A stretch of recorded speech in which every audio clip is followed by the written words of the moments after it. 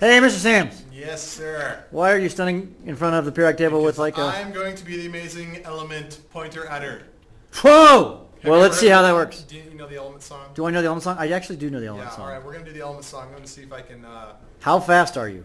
I don't know. I've never done this. We'll see. Okay, okay. Here we go. There's antimony, arsenic, aluminum, selenium, hydrogen, oxygen, nitrogen, rhenium, nickel, Crap, this is too fast. iron, americium, ruthenium, uranium, europium, zirconium, lutetium, vanadium, lanthanum, osmium, acetylenium, and gold, protactinium, and indium, and gallium. Oh, that's right here. I got that one. And iodine, and thorium, and thulium, and thallium.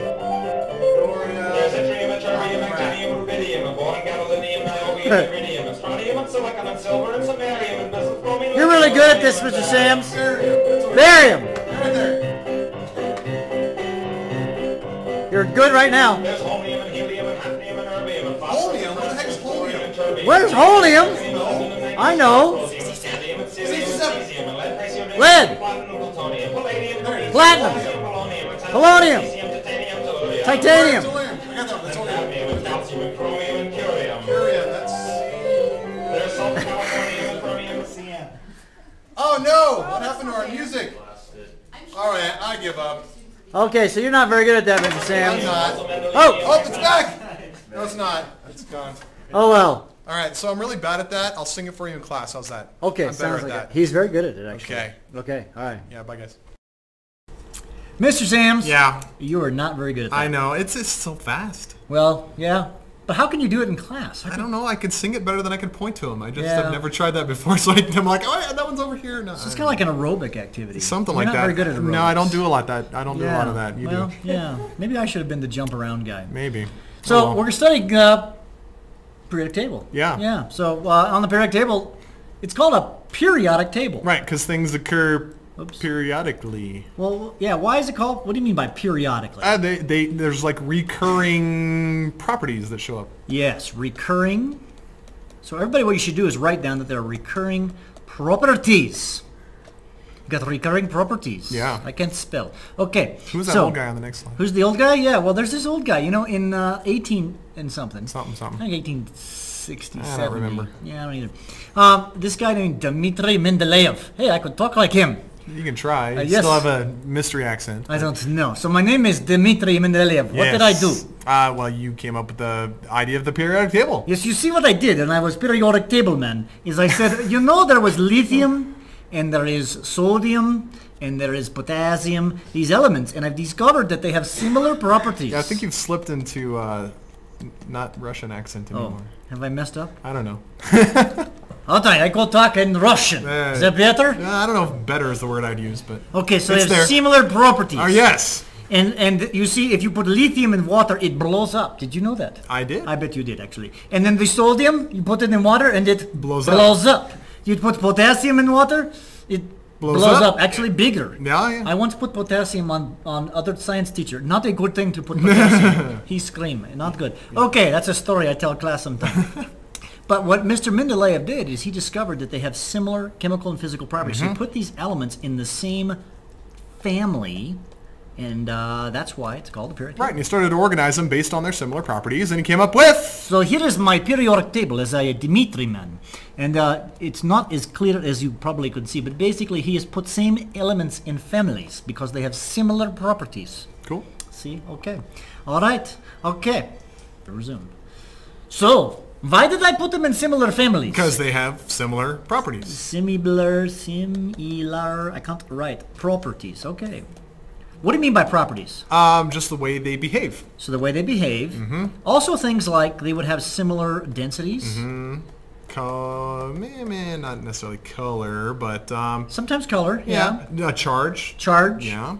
Conductivity. Yeah, things like that. So we'll talk more and more about how those families go together and what similar properties we're referring to here in a little bit. Okay. So let's kind of talk about the different categories. If we look at the periodic table, it's kind of like a map. Yep. And so the first part of this is that we can talk about is that there's divided into metals and non-metals. Right. Now the key here you want to look for is the staircase. So the staircase Show 'em the is right here. staircase, Now, yeah. if on your periodic table, everybody, if you don't have it out, would you pause the video, and I want you to get out your periodic table, and I want you to copy the same stair step that I have kind of highlighted If it's here. not there already. If it's not there already. Yeah. Now, if you're watching this in internet land, you need to still do this. And the metals are the substances on the left side of the periodic table, and then the non-metals are the right. Now, there's one that's kind of weird. Yeah, the metalloids or the semi-metals they're sometimes called. Those are the ones that sit on the staircase there. And there's one more, though, I was thinking about, actually, Mr. Oh, Sams. sorry. And that would, of course, be... Oh, hydrogen. Yeah, hydrogen is actually weird. a non-metal. He's kind of like the orphan child of the Yeah. periodic table. He's over on the left, but he kind of belongs on the right, but he Yeah. still belongs on the left. So let's kind of talk about the differences between, and actually, so metals versus non-metals. And the non-metals, of course, you should write down are these. So let's do a short little video to kind of show the difference. Okay. Okay.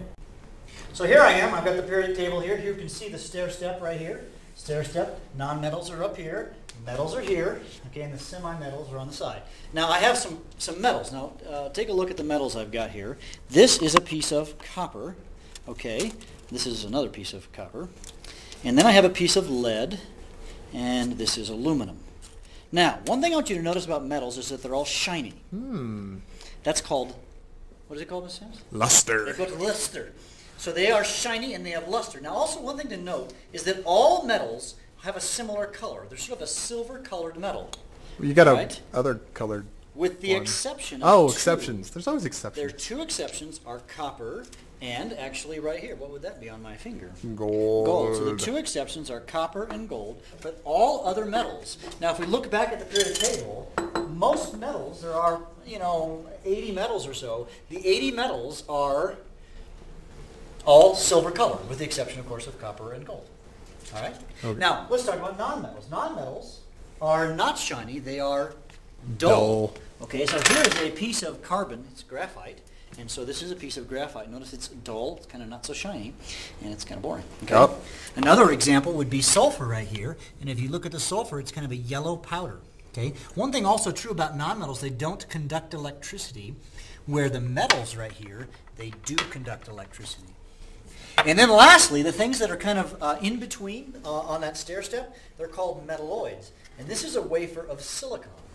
Okay, and it looks kind of shiny and kind of not shiny because it's kind of in between. And actually, from a conductivity, metals conduct, non-metals don't conduct. Semi-metals or Semiconductors? are called semiconductors. That means they kind of conduct. Cool. Now, I notice you have a sheet of copper right there. Yes. Is that another property of metals? Yes. Well, they are malleable. You can bend that. See, I can bend this. It's malleable. I can take like an aluminum can is also malleable. We probably know that. So this You can bang it out into a sheet, and you can also pull it into a wire. yeah, that's called its Ductility. ductile, is that you can make it into a wire. Okay? Cool. So metals, non-metals, and semi-metals. Well, Mr. Sams, we don't only just talk about metals versus non-metals, No. but each family kind of gets its Yeah. own deal. Now, by family, you mean a column, right? Yes, a column. Now, on the periodic table, the alkali metals is the first column of the periodic table. Now, you might notice Not hydrogen? it doesn't include hydrogen. So It's what I want hydrogen. everybody to do is to label this, and at the top of this, write, well, there it is, alkali metals, okay? Okay. Now, alkali metals are kind of cool, so let's play around a little bit with an alkali metal. Let's do it. Okay. Now, Mr. Bergman, I got some sodium here, and sodium's an alkali metal. Oh, yeah. Yeah. Now, this says do not open or tip. Any idea why that might say that? Because it's very dangerous. Yeah, it is very dangerous. And Oh, you and know that's a what? huge piece of This sodium. is Oh, my huge. gosh. I didn't realize we had this much stuff, and we really need to repack this stuff. Yeah, I think we need to add some more oil to that. Hang on, kill that. This is a piece of sodium here, and you can see I can squish it. It's malleable. And Okay. it doesn't look very silvery, Mr. Sam. No, that's because it's got a little coating of probably sodium oxide on the outside, or some sort of oxidized. It's reacted a little bit on the outside. If I cut into this, Why don't you cut into that with our cool tweezer thing? yeah, it's shiny on the inside. Yeah, I can see that. Yeah. So you can see how it's shiny? Yeah, so if I cut into it, it's nice and shiny. And so it's got the properties of metals. Now, you don't often think of sodium as a metal. You think of sodium as like, something that's salt. And it's the same metal, it's just in a little bit different form. And we'll talk about how those get formed a little bit later. But there it is. That's an alkali metal. Now, if I threw this in water, it would blow up. And we'll do a little bit of that in class. And we got a really cool video. We'll show you about that in class, too. So have fun. Okay. And so the next type of element is the second column on the periodic table, and these are the alkaline earth metals. No, you know, one thing we didn't say about the last slide is those alkaline metals, when they form charges, they form +1. Yeah, actually, that's a good point. So charges. put +1 up top here, and then you want to put +2 here. Yeah, these alkaline earth metals, they form +2 charges. +2, right, everybody? Yes, +2. And we'll talk more about what that means later, but you just need to know that right now. Now let's do a little quick video clip about alkaline earth metals. All right. Okay. And now, of course, we're talking about alkaline earth metals. These are alkaline earth metals. This happens to be little slivers of magnesium. This is magnesium, okay? So magnesium, magnesium turnings, and this is a magnesium ribbon. And so you guys will be doing quite a few experiments, particularly with the magnesium ribbon right here. Notice that it's just malleable. I can bend this, you know, and drop it on the table and all kinds of things. Okay? So that's an alkaline earth metal. Well, the next family, Mr. Sams, is noble gases. Noble gases is the last column on the periodic table, and they have no charge. So put a charge of 0 at the top there.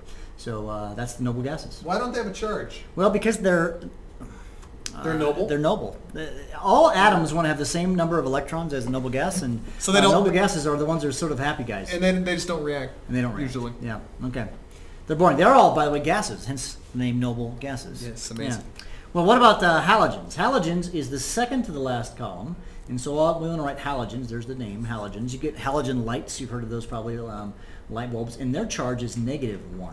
And so you want to go ahead and write that up right there. Okay? Now, when we say charges, we should also point out that as pure elements, they don't have a charge, but when they form things with charges called ions, that's when they get those particular And we'll charges. talk about that in a subsequent podcast. Yep. Okay, so but if you are, make sure you're pausing the video, everybody, to write these things down. Right. Label your periodic table. Yeah. Label the table. And now I want to talk about halogens. Halogens are the second to last column on the periodic table. And note, first of all, that we have bromine. And I got some bromine in this tube. It's kind of a brown gas, kind of liquid. It's blue on the periodic table, at least on this periodic table, representing that it's a liquid at room temperature. This one's a gas because it's been warmed up. Okay? And then I have iodine gas. It's actually a solid, but as you evaporate it, it kind of forms the coat. This is kind of, you can't really see it, but it's really a brown substance. So these are the halogens. Yeah, and the crystals are purple for actually iodine. That's kind of pretty. As a side note, what do you do if you see a colored gas? Run. Why did you have to run? Because all colored gases are poisonous. Oh, so the ones that you're holding in your hand, if those opened up, we'd need to evacuate the room? That would be a... Okay, yes. just checking. Good FYI. Okay, thanks. Transition metals, there's no set charge here. The transition metals are essentially the metals in the middle of the periodic table. These are the transition metals, the metals in the middle. So these are your transition metals. So label those. You can't put charges at the top. Yeah, because they have all sorts of different charges. Some of the elements even have multiple charges, like iron can have +2 or +3 charge. No, I actually call them the schizophrenic metals. Yeah, not sure where they are. They don't know which way to go. Yeah, so they got multiple personalities like that. Rare earth metals are the ones in the bottom. They are called the rare earth metals because they are found rarely in the earth. They're sometimes called inner transition metals. So, but let's just call them rare earth metals for the sake of argument. And then metals and semi-metals, that's the ones that are along the stair step. And the most classic one everybody knows is silicon. Mr. Sams, I think that kind of cleans it up. We're about done here. Antimony, arsenic, aluminum, selenium, and hydrogen and nitrogen and oxygen, barium, uranium, and nickel, neodymium, neptunium, germanium, lead, and iron, americium, ruthenium. You're pretty good at that. Uranium, europium, zirconium, something. I don't remember it. Okay, all right. Mr. Sams and his musical interlude. Woo! Next day. Bye-bye.